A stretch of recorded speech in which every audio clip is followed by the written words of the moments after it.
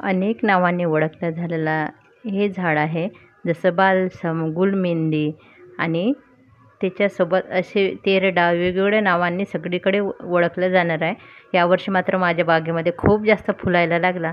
बघा या कॅरीमध्ये जिथं जागा असेल तिथेही हे प्लांट लावले मी आणि गणपतीच्या वेळेस हे भरपूर फुलं येते. जणू काही गणपतीसाठी हार फुलं करण्यासाठीच हे फुलं येतात असं असेल कदाचित, कारण यावेळेस बघा किती झाडांना फुलं येतात. जास्वंद बरोबर याच वेळेस फुलतो. आणि बघा आता हे झाड इतकं पिंक सडाच बागेमध्ये पडलेलं आहे. हे फुलं बरेचसे खाली करतात आणि बाकीचं बी झाडावर पकडते. हे प्लांट बघा पूर्ण फुलांनी भरलेलं आहे.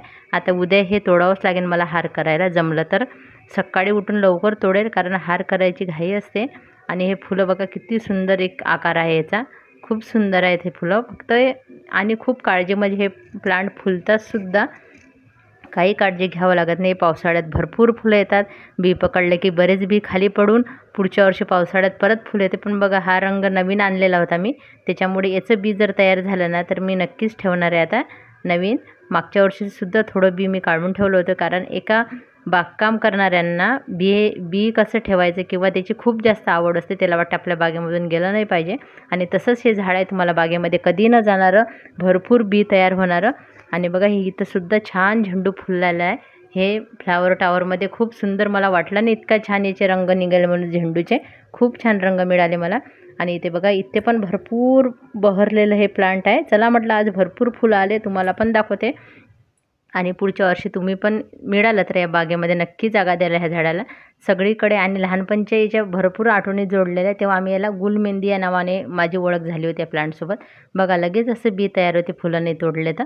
आता मी फुलं तोडणार आहे उद्या, भरपूर फुलं तोडणार आहे, जेवढे आहे तेवढे बहुतेक, कारण मला छान असा हार करायचा आहे बाप्पासाठी. आणि फुलं पण खूप आले. म्हटलं आता बी तयार आतापासून तर त्याच्यावर होऊ देत नाही, कारण काही काळासाठीच हे प्लांट बागेमध्ये असतात आणि बरोबर गौरी गणपतीच्या वेळेस भरपूर फुलांनी फुलतात. मला खूप आवडायचं हे झाड आणि मला असं वाटायचं माझ्या बागेमध्ये असायला हवं. आणि मागच्या वर्षी अचानक बीमध्ये हे माझ्या माहेरून माझ्याकडे आलं आणि त्यांनाही माहीत नव्हतं. मग नंतर मी परत त्यांना थोडंसं बी दिलं मागच्या वर्षी. आणि बागेमध्ये भरपूर अशा आता यावर्षी झाडच झाड आहे.